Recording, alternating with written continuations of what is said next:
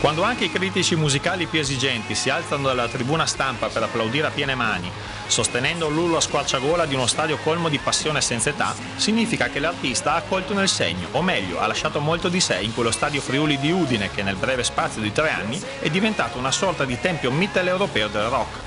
Felicemente archiviato l'ennesimo sold out con 40.000 spettatori esaltati ed esaltanti, in piena trance agonistica per l'esibizione dei Bon Jovi, unica tappa italiana del Tour Open Air 2011 dopo 8 anni di assenza dallo stivale europeo, fa bene il Deus Ex Machina di Azalea Promotion, Loris Tramontin, a chiedersi se è il caso di ridurre il Catino Udinese ad un mero tempio del calcio, trascurando le esigenze e le potenzialità espresse da Music and Live, il progetto voluto e sostenuto dalla Regione che ha proiettato il Friuli Venezia Giulia sulle prime pagine delle offerte musicali che contano.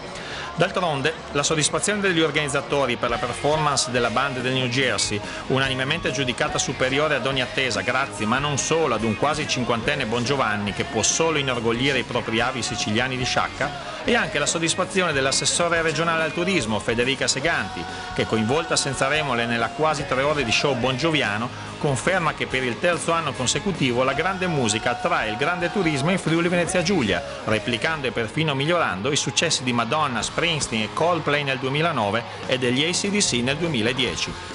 In chiave di accoglienza e di promozione, infatti, la composizione degli spettatori, in prevalenza provenienti da fuori regione, dal nord Italia, da Austria, Slovenia, Croazia e Serbia, è un risultato da 2-0 palla al centro alla fine del primo tempo, quando ancora deve scendere in campo Vasco Rossi, per il quale il 2 settembre si annuncia un altro tutto esaurito allo Stadio Friuli, pronto a tributargli l'1° maggio prima dell'annunciato, forse, ritiro del Blasco Nazionale dalla scena.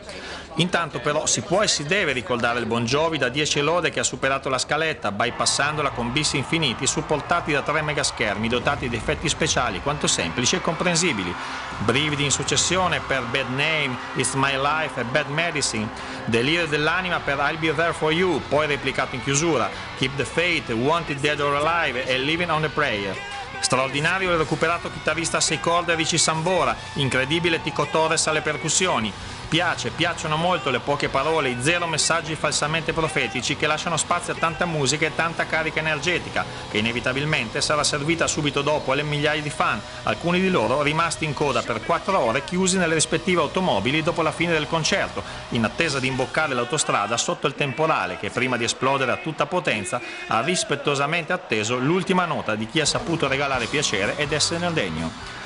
Tutti quei giovani e meno giovani, compresi fra i 5 e i 75 anni, avranno così avuto modo di asciugarsi il sudore, soprattutto la pioggia, caduta copiosa ma non fastidiosa per oltre un'ora sul prato e sulle tribune del Friuli, senza che né Bon Jovi, alla fine avvolto in un tricolore fattogli recapitare sul palco, né tantomeno il suo pubblico, i suoi 40.000 parenti, come li ha definiti, si scomponessero di una virgola, se non per battere le mani, saltellare, cantare e sognare una vita esattamente come il sorriso di Bon Jovi, totale.